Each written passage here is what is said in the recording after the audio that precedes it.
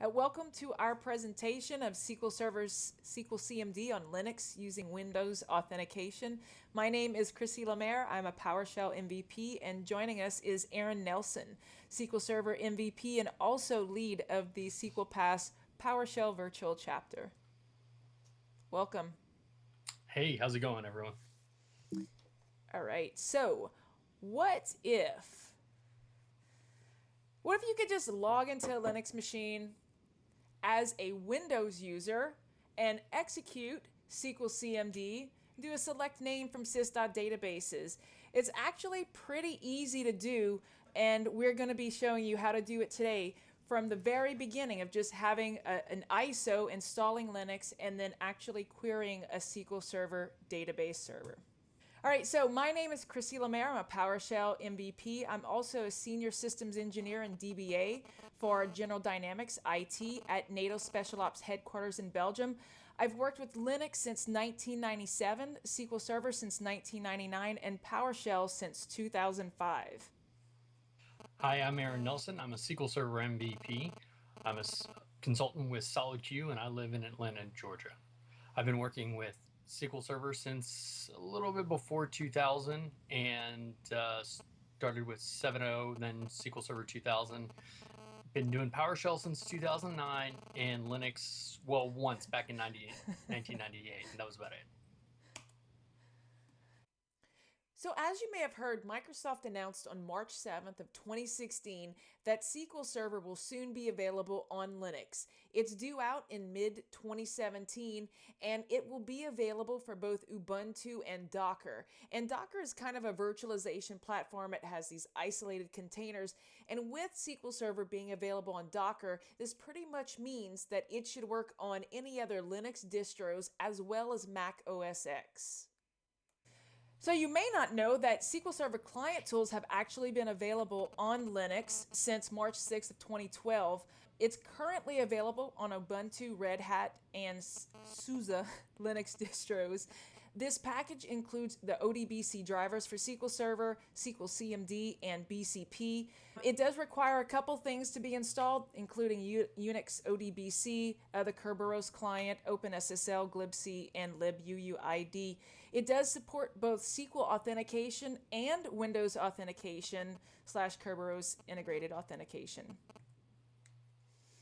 Today, we are actually going to show you how to use SQLcmd on SUSE Linux. SUSE comes in two different varieties. You have the enterprise version, which is similar to RHEL or Red Hat Enterprise Linux, and then also OpenSUSE, which is the community version. I really like SUSE Linux. I've been using it since 1998. I've also been mispronouncing its name since 1998. So if you hear me refer to it as SUSE, that's just out of habit. I really like that SUSE has created partnerships with both Microsoft and VMware. So a lot of times when you download a VMware virtual appliance, it'll have SUSE running in the background. The package management for SUSE is Zypper and YAS, which is yet another setup tool, and it does support Docker. So in the future, we'll be able to run SQL Server, the actual server itself, on SUSE. So what if you prefer another distro? What if SUSE just isn't cool enough for you? Well, it's your hot body. You can do what you want. You'll be able to do this on your own systems. For this demo, we're going to be using SUSE, and we're going to be doing it from the command line. It's going to have just kind of a menu. It's not going to be that pretty. If you want it to be pretty, you can actually do that. This is what the other GUI install looks like, but we're going to be choosing a menu option. And then this is actually what the desktop looks like, but because it's going to be server-based, we won't be using anything that's pretty. It'll just be mostly command line. So let's go ahead and get started. Or actually, Aaron, why don't you tell us your part in this? So I have fired up my Hyper-V VM, and I'm going to see if I can play along as you walk us through how to set up a SUSE Linux server and connect to a SQL Server. I'm so happy that I got you to pronounce it improperly too. By the way, I'm Cajun. I'm from Louisiana. We say a lot of things wrong. So if throughout this you'll be like, I don't think that's how that's said. Aaron tells me that all the time. I tell him that he's probably right. Like Kerberos, who knows? I think that's how you say it. I don't know for sure. So the first thing that I had Aaron do was go to opensuse.org. and I had him choose the Leap version. So Tumbleweed is the one that's the rolling release. It's kind of similar to the Fast Track Windows 10, you know, where it's rolling stuff out all the time. With Leap, it's kind of stable releases, and so I had him go ahead and download that, and now he's setting it up in a VM, and he's attached the ISO. So on this system, I've attached the ISO. This is my vSphere environment, and now we're going to actually perform the install. For this installation, we'll click that, and then we're also going to change the video mode using F3. We're going to go from default to the text mode because, again, this is a server. I don't want any kind of Windows management. I don't want anything pretty. I just want kind of command line and menus. So let's go ahead and hit F3. I'm going to change that to text mode. All right, and now we can just press enter to go ahead and start the installation. Now, this Chrissy, is... Yes, go on. Can I interrupt you? You need to move your phone. What do you mean? Oh, you can hear it. Sorry, guys. Yep. This happens every time. It's been cranking up. Like, it was a little bit at the beginning, and then I was like, oh, no. I thought that it was you this whole time. I'm putting mine further away. Okay, I just disabled mine, so hopefully that won't annoy people too much. So through no fault of SUSE's own, for some reason, VMware, it just kind of gets stuck sometimes, and it'll just show this, and it'll just freeze here. So you'll notice that sometimes I will open this up, and it'll be at a different screen.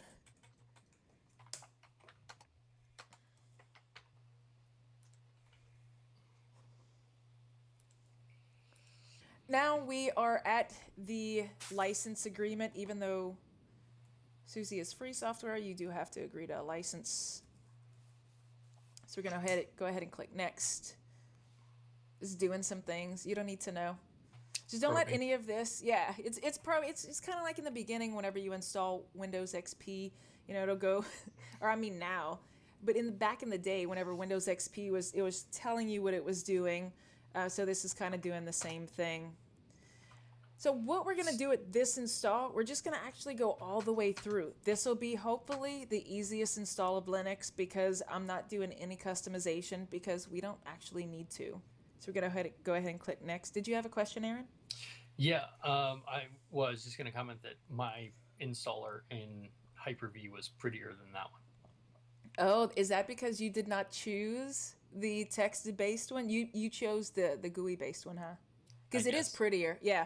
By default, it's a prettier one, but I like to get used to this menu-driven system because this is the one that you'll actually be working with whenever you administer Linux.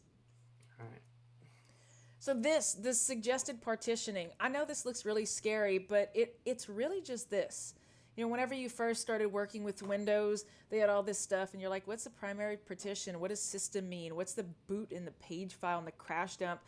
Do you have to know it? No, not necessarily. So in this case, Linux does a whole lot of things with its file system, but you don't need to know. You can delve into that later, but right now, just go ahead and hit next. Now we're just going to pick the time zone, and we're going to pick Aaron's time zone. Hit next. And this is the important part. So kind of like whenever you have Windows Core versus the Windows Server GUI, you don't want to pick that one. You don't want any kind of GUI on it. So we're going to skip the KDE desktop, and we're going to hit Other. So we're going to hit our space bar, and then we're going to tab through, and we're going to go to Minimal Server Selection, aka Text Mode. And once that's done, we'll hit Next. Okay, so for this, you're going to put in your first username. In this case, I'm just going to put Chrissy. I'm going to put a password I've never used before, and it may not match. I don't want an automatic login. You can, but I don't want anybody to yell at me that, you know, I'm suggesting automatic logins. So I'm just going to go ahead, uncheck that, and tab around and hit Next. And of course, they didn't match because you guys are watching. Let's see. And, you know, I've never used this password before. Oh. Okay, let's see if that worked. There we go. Okay, so with this, I know this kind of looks perhaps a little bit intimidating, but in this case, we only want to change one thing. So hit tab, there, the change gets highlighted. we want to modify the firewall and SSH settings. That way we can actually remotely connect to the Linux box and not have to mess with the VMware console after the install is complete. So we're going to enable the firewall. We're going to enable the SSH service, and we'll also open the SSH port. Oops. Hit OK. All right, so now we're actually ready to install. So just tab, confirm that you want it to install, and go ahead. And with this, I forgot to mention earlier, whenever Aaron and I were talking, I had him download the network installation. That's about an 80 meg ISO file. It's not the 4 gig version. And this way, and that's because I have a broadband connection and so does he. So this one will just go out to the net and download everything that it needs. This is the default install, so you can see without X Windows or without a Windows manager, without a GUI, it's about 1 gig.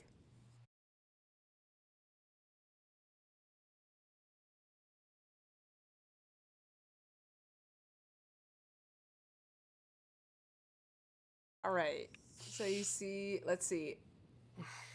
Okay, and we're back. So the first thing that I'm going to do is I'm going to log in as the Chrissy user that I created earlier. And now I'm logged in as Chrissy, but I don't have access to things that require super user access, such as modifying the network. It's kind of like UAC. Except worse, that you can't even shut it down without the super user. It's true. Yes, you can't do a whole lot of things without the super user access. And super user, there's 2 different ways to do it. You can use either SU for a super user, or you can use sudo, which is super user do. And I'm not going to get into that. I'm just going to kind of execute commands. And so we're going to first go into a super user shell, and that is just like right click, run as administrator. So now you have all of this access with your Windows PowerShell window. With this, I'm going to have all of this access. I do have to enter root's password, which I know. And whenever we were performing the actual install, it did ask me if I wanted to reuse the same password for root, and I answered yes. So let's go ahead and get the IP for this machine, because I want to remotely administer it using SSH. So I will type in ifconfig. That's interface config. And we can see that my IP is 10.0.1.163. And we're going to perform this on my Windows machine. And if you recall, the Windows command for doing this is ipconfig. Well, that's the DOS command. There's probably a PowerShell equivalent, and I'm a bad MVP for not knowing it right off the top of my head. But I do use ipconfig. So you can see that it gives somewhat similar information. What's important here, however, is that I know that this machine now has an IP of 10.0.1.163. So let me go ahead and open up Putty. And I'm going to say 10.0.1.163. And I'm going to say just new, save that. There is one thing that I have to do, because I want it to show me some pretty, a pretty window for the menus. I'm just going to change my terminal type to Linux, come back here, save the session. I'm going to open this. This says potential security breach, but only because I have accessed it before whenever I was performing the test, and its signature has changed since, so just say yes. I'm going to log in as Chrissy, give it my password. I totally messed that up, but I still got in. Awesome. And then I'm going to run super user do, and then -s for shell. So you're back on your local machine now? So now I am back on my Windows machine. Okay. And let me go ahead and do minimize. I need to do it that way as well? Yes. Do you have Putty installed? No. What's I'm Putty? so sorry. Oh, that's awesome. Okay, so Putty is this really awesome, really small client. I think it's like just a couple hundred K. Putty is kind of the de facto standard for having a GUI interface for SSH on Windows. Okay, so do I want Windows Intel x86 EXE, or do I want an MSI? You want the EXE, and then you can just pop that EXE right into one of your paths. I put mine. Putty.org? Is it putty.org? Let's see. Let's see. Putty. Yes, it's totally putty.org. Okay, and then it goes to that second one. What are these? You can download Putty here. Yeah, so it's also sharksgreenend.uk site. This is the one. So what I usually do, and you can see this here, is I throw it into System32. Maybe not best practices, but that's the way that I do it because it's such an essential tool for me that I want it from everywhere that I access it.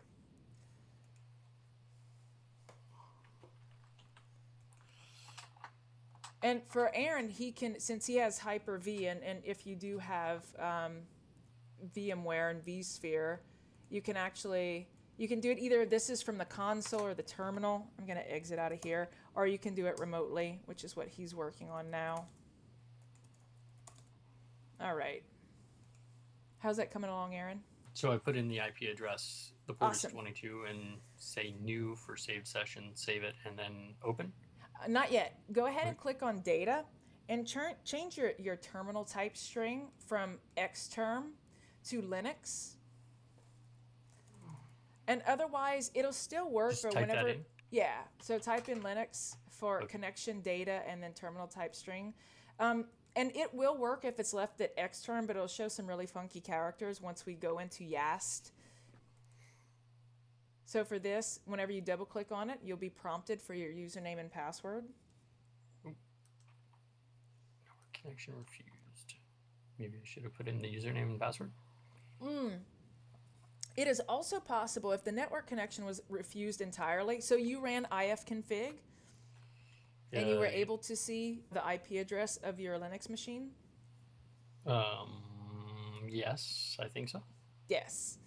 So whenever you were performing the install, because I believe that you had performed this install without me since you did have a really pretty GUI, there was a section that had the SSH server.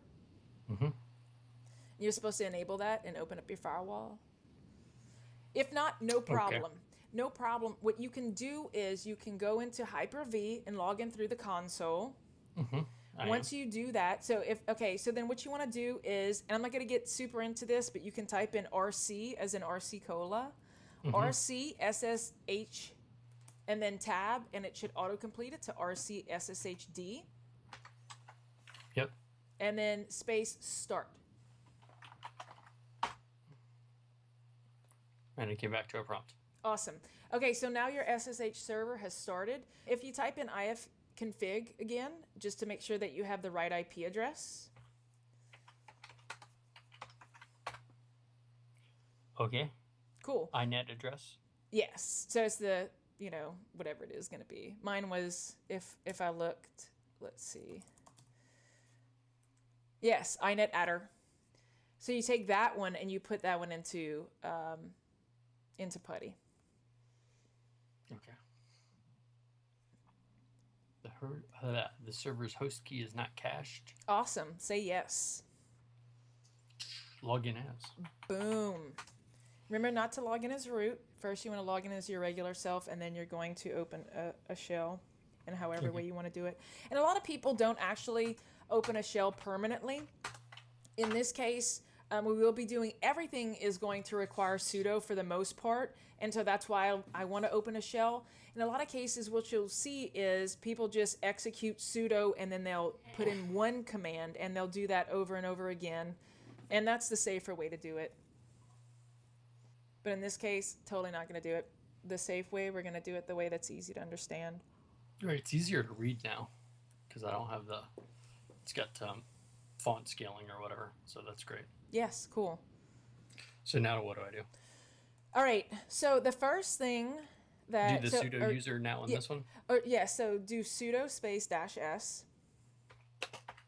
Yep.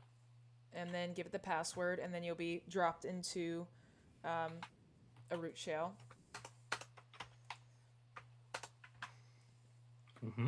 All right, so the first thing...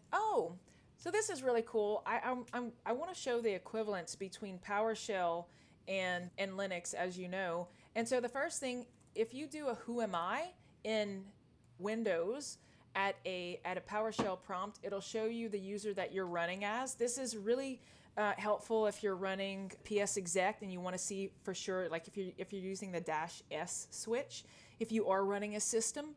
And so this just kind of confirms who you are. And the same thing works in Linux. So you can see who am I. So right now you should actually see root being returned. I do indeed. And in PowerShell you see your Windows user that you're logged in as. Mm-hmm.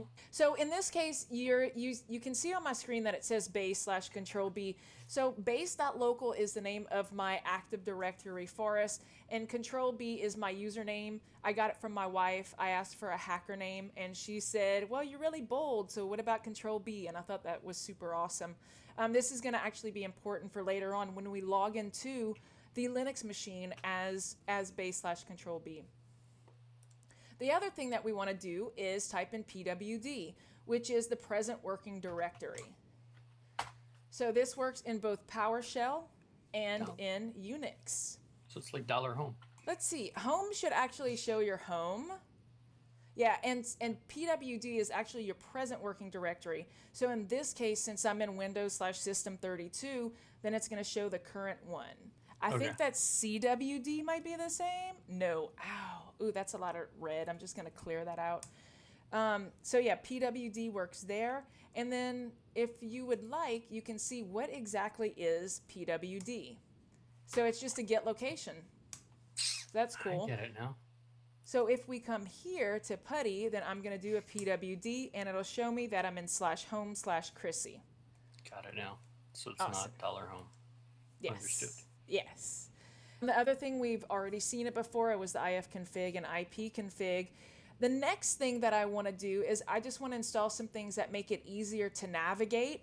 So it's going to be a zipper install. This is similar to on PowerShell 5. It has an install package. And so we are going to execute that. So we're going to do a zipper install. You don't have to do this part, Aaron. This is just kind of showing the audience that we're going to go and grab a few packages. Well, just kind of make to keep up. Okay. So, all right. So ZYPE. right. Space install. Space command-not-found.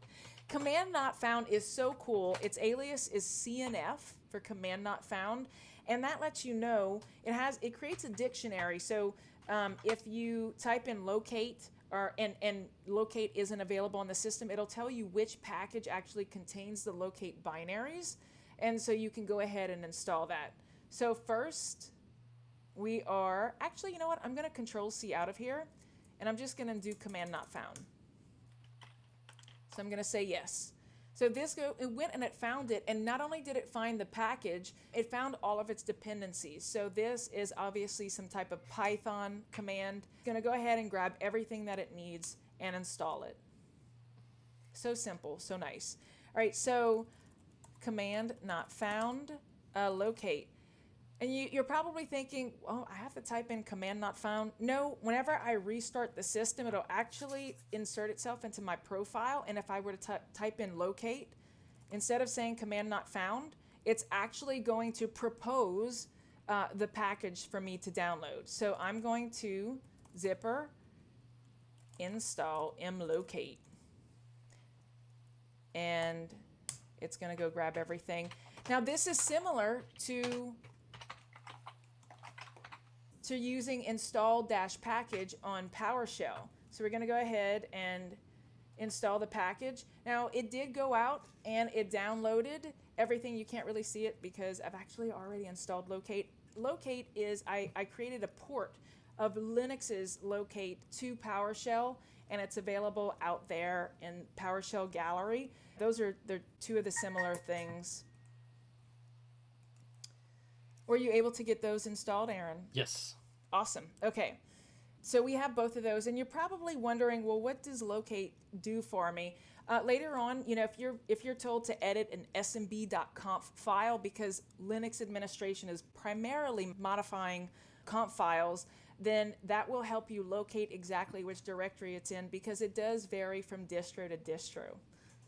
So, but the way that you get that going is you type in update db. And it's just going to set it off in the background. It's going to do a background task where it goes through your entire operating system. It grabs each of the file names and it sticks it into a database file. So while that's running, let's go and join the domain. This is going to be super fun. So you ready? Okay, so you are at your Putty prompt, and Right. you are running as root, you're going to type in YAST. YAST is, it's a setup tool. It's called the YAST Control Center. This is kind of like the control panel in Windows. There are probably equivalents in other Linux distributions, but they're not as thorough, I have found, as this. And if anybody knows of any others, please do pipe in and let everyone know, because I've looked for something as great as this, and I haven't been able to find it on any other distro other than SUSE. So here we can go to the online update, which is kind of like WSUS, where it'll go and it'll patch your entire system. Or you can do software management, which is you go and you pick packages that you want. It has a really nice search feature, and then you can just install it, and it'll install all of the dependencies. But we're going to skip over that, and we are going to do two things. First, we are going to, if I can find it, here we go. So go to System and then Network Settings. This is similar to coming here in Windows and changing your adapter settings. So if we have here, you click on your TCP/IP settings and you have the IP addresses and things like that. That's sort of similar to what we'll be looking at now. We just want to change two things because your DHCP presumably works in the way that you want it. We're going to change the host name. You probably got a similar host name like Linux Q74N. I'm going to change that to Potato, because Potato's the name of my cat and I love him. And the domain name is base.local. So Aaron, you would go ahead and rename the domain name to your Active Directory domain. Which I don't have one at home. Uh-oh, okay, so you'll only be able to follow along with this partially. And then so for the domain search, now because it says the domain name up there, it should probably automatically default to that, but we'll just throw this in again. So it'll be base.local.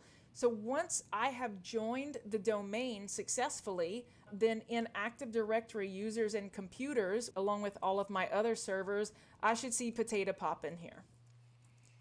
So we're gonna hit OK. This was the best part. You're gonna need to set up a DC ASAP. I So now guess you I'll could have to just- get you to show me how to do that. All right. Now this is a Windows domain controller that it's logging into.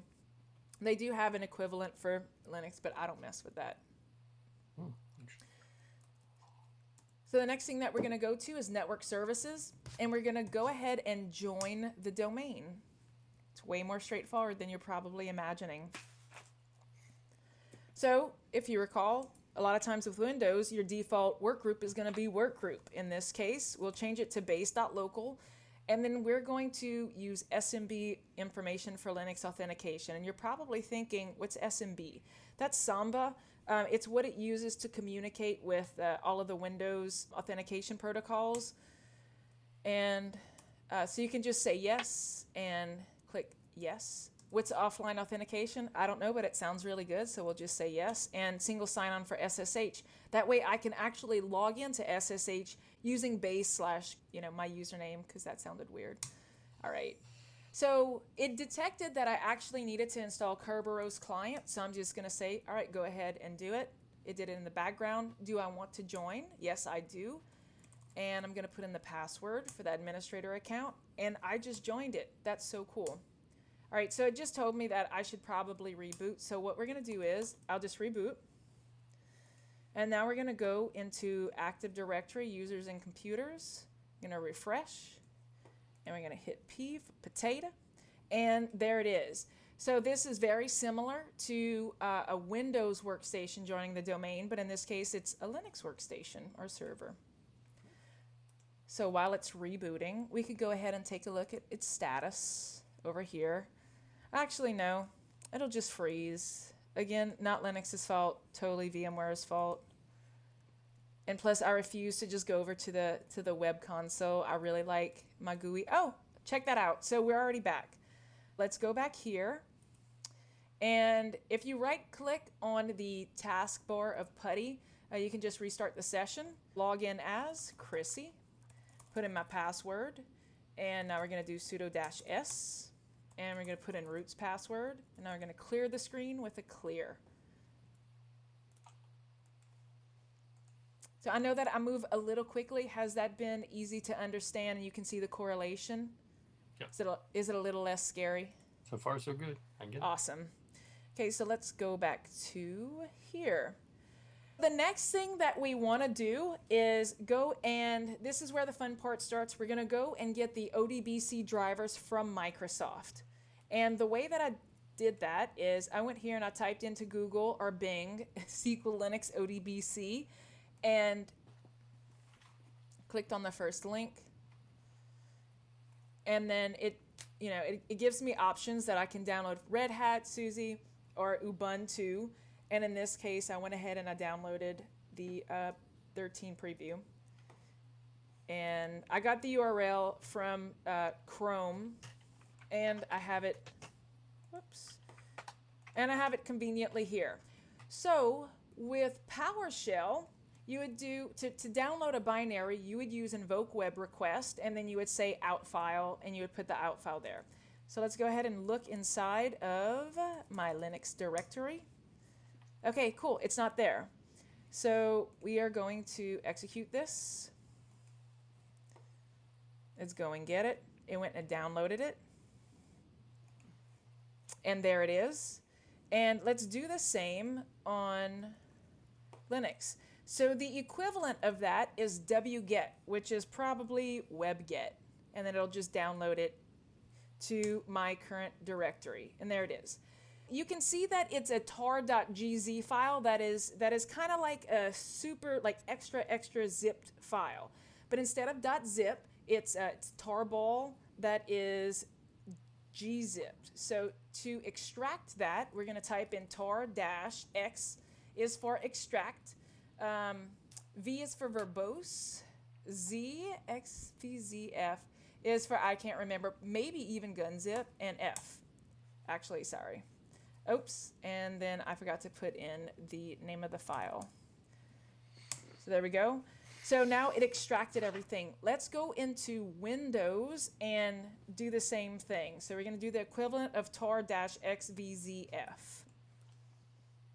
We're going to use 7-zip because it's easier that way.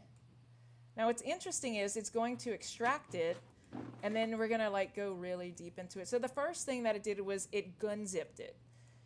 But we're still going to have a tarball. So there's our tarball, and now we're going to extract it again.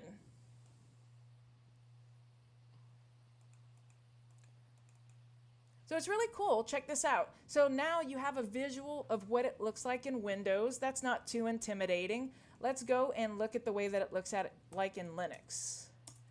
MS, ODBC, so LS. So I do an ls-l, or I think a dir will, yeah.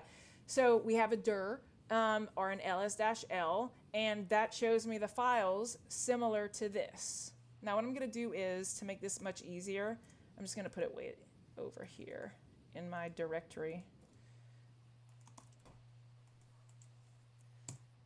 Okay, so now that's a bit more reasonable. And I opened up a couple of these files. Whenever you extract a tarball and you begin your installation, you usually are going to find an install file or a readme file. And so I did take a look. I peeked inside of these whenever I first downloaded the package, and it kind of gives you information about the requirements, the things that are needed. And in this case, we need one package called UNIX ODBC. So we have that. Aaron, I'm assuming that you're an old school DOS user. Whenever you do it, I know I use ls. Whenever you are doing a directory listing, you also use dir as well, I would assume? Dir only, pretty much, yeah. Yeah. If we do dir, so there it is, and we can cd, which is change directory. So that is, cd works in both PowerShell and Unix. So we cd, ls, and there everything is.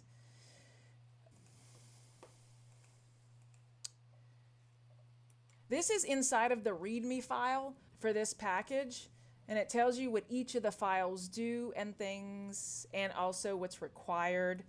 It also tells you how to recompile Unix ODBC driver, but I'm not going to, because that might be intimidating for some. And for what we are looking to do, it is not required. It's just going to work.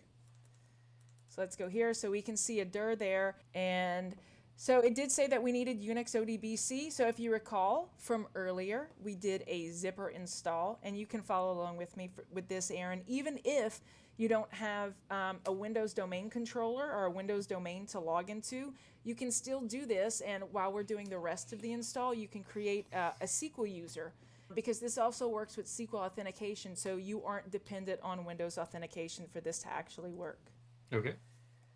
I'm going to install UNIX ODBC. This is just one of the required packages for the install of the SQL Server client tools.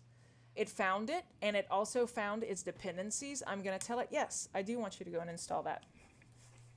Okay, so we have installed the necessary package, and now whenever we look inside of the README or the install, there's actually, this is pretty cool. So how do you look inside of it? You can either use VI, or you could use some sort of text editor like Notepad. The equivalent of that is probably something like Nano on Linux. I prefer VI, and the reason is just because VI is available everywhere. It's almost on every single install. In the old days, I used to use something called Pico, and I found that Pico wasn't available on every system that I would manage, whereas VI or Vim was. So I just know 5 commands from it. I'm not a VI expert, but I do know how to get around it. And so we can go ahead and look inside of the install file in 2 different ways. So cat stands for concatenate, but that doesn't really matter. Let's just say cat. And then that just outputs all of the contents. And that is similar to PowerShell's get-content. So if I were to run get-content on the install file, then it would do something similar. Would you like to see that, Aaron? Yes. Awesome. Okay, let's go to here. And here we go. Well, this is a get content of something else. So let me just go ahead and get content install. And so you can see it outputs it in a very similar manner. Okay. So, okay. What this basically says whenever you look through it is ultimately you want to execute the following. You want to say install.sh install -- accept license. So here we go. With PowerShell, it's whenever you want to execute something that's in your current directory, you do // and then you can tab through, and this will execute a PNG file. Let's see what that happens. Oh, that's what that looks like.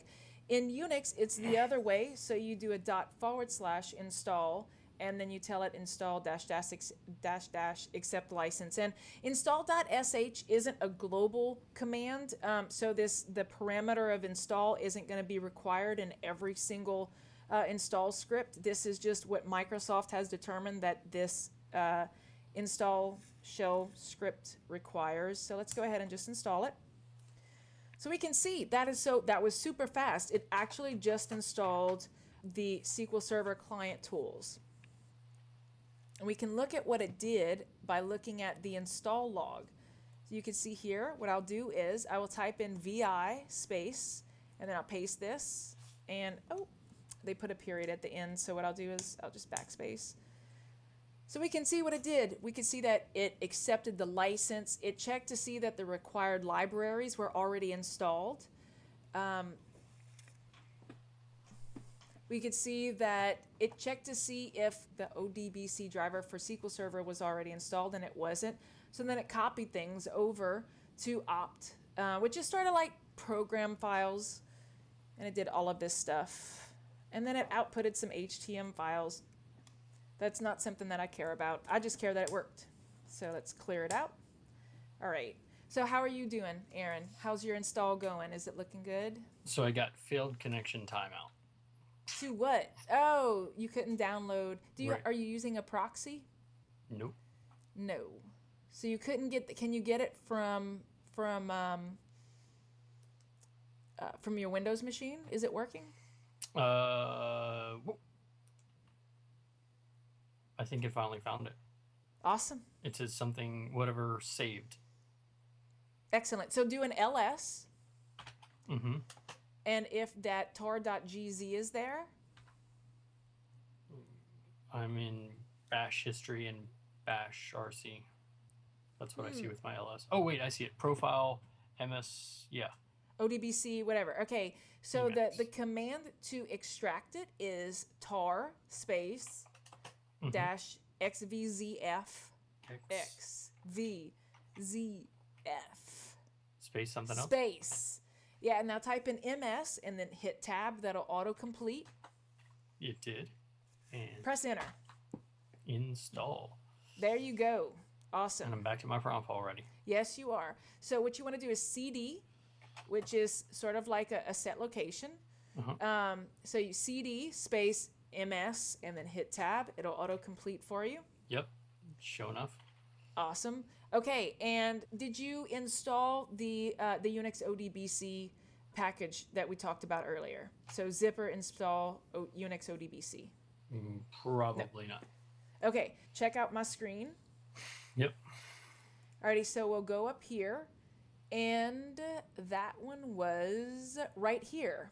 Okay. So zipper install, and with Unix, unlike most of Windows, it is case sensitive. So make sure that Unix is in lowercase, and then ODBC is all caps.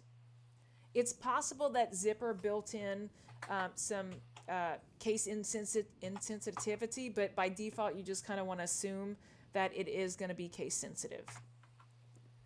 Okay. Loading in now. Retrieving. Awesome. Done. Okay, alrighty, so now that that's done, what we want to do is form the actual install of the SQL Server tools. What's your present directory? Is that MSODBC SQL? Linux-ghack:/home /Aaron/MS/ODBC SQL 13. Yep. Perfect, okay. Alrighty, do // Okay. install.sh. .sh. Yes. Space install. Space, and this is going to be, it's going to be accept dash license. So dash accept dash license. If you look at my screen, here it is right here. Dash first. Yes.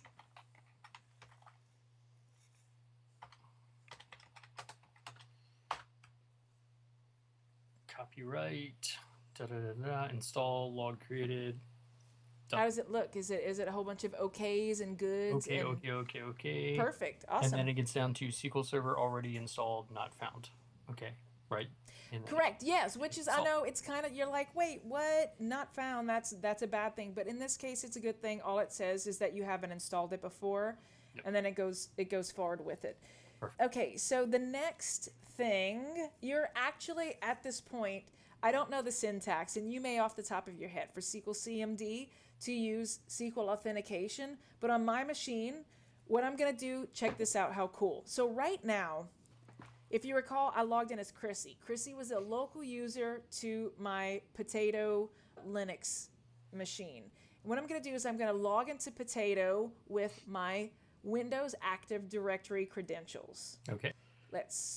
I think it's duplicate session. Not real sure. Maybe not. Guess not. Okay. So I'm just going to start this. I actually learned that the other day at work. And so I haven't tested it thoroughly. Okay, so let's see. Load 163. That is what we want. So I'm going to open this. Now I'm going to type in base/Control-B, kind of like you would at a Windows login. Okay. And then I'm going to put the password. Oh my God, that's so awesome. So now I am authenticated as me. And on this, because it's a lab environment, I am a domain administrator. So I can do everything anywhere that I want. And in this case, I have sysadmin access to my SQL server. I'm going to type in this. SQLcmd space -s, which stands for server. SQL Server 2014.base.local, and then I'm going to perform the query, select name from sys.databases. And while I'm doing this, Aaron, you can look up the syntax for SQLcmd because it should be the same on both Windows and Linux, and then you can log into one of your own. What I will do is I will open up SQL Server Management Studio and show you all of the databases for SQL Server 2014a. .base.local. If we log in, we could see I'm logged in as base/control B, and these are all of my databases. And what's so cool about this is I'm going to execute this as base control B. And let me expand this so that you'll be able to see it pretty easy. Boom. Those are all of my databases. And it's so cool because check this out. I can do the same thing because my Windows machine has SQLcmd as well. Then I can just execute it, and there we go. Another 27 rows returned with all of my database names. It looks exactly the same. And this package available from Microsoft that has the ODBC drivers, it does have SQLcmd, and it also has BCP, which also supports Windows Authentication.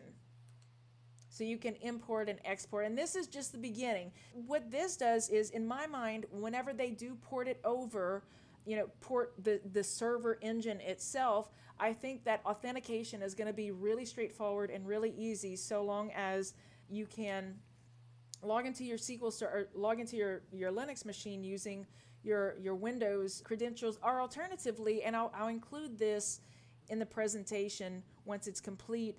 Someone had put out there a way to do it without having to log in, so I logged in as base control B, but there's a way that I could have logged in as Chrissy and then got a Kerberos ticket using kinit, and then use that ticket to log into the SQL Server. So even if you can't allow your Windows users to log into your Linux machine, you'll still be able to use Kerberos and integrated authentication if that's what you would like. So Aaron, you weren't able to use a Windows user because you don't have a domain set up, but you used a SQL Server user. Have you gotten that to work? Yes, I have. I used my SQL Server Authentication username and password. Awesome. With SQLcmd. How did that feel? That awesome? First try. That is so cool. What a concept. So what was the syntax for it? It is -U and for the username, -P for the password. I just put it in after server, just like you have on the screen with -S for server, -Q, and then after that I put -U and -P with Very the cool respective username and password. Awesome. Very cool.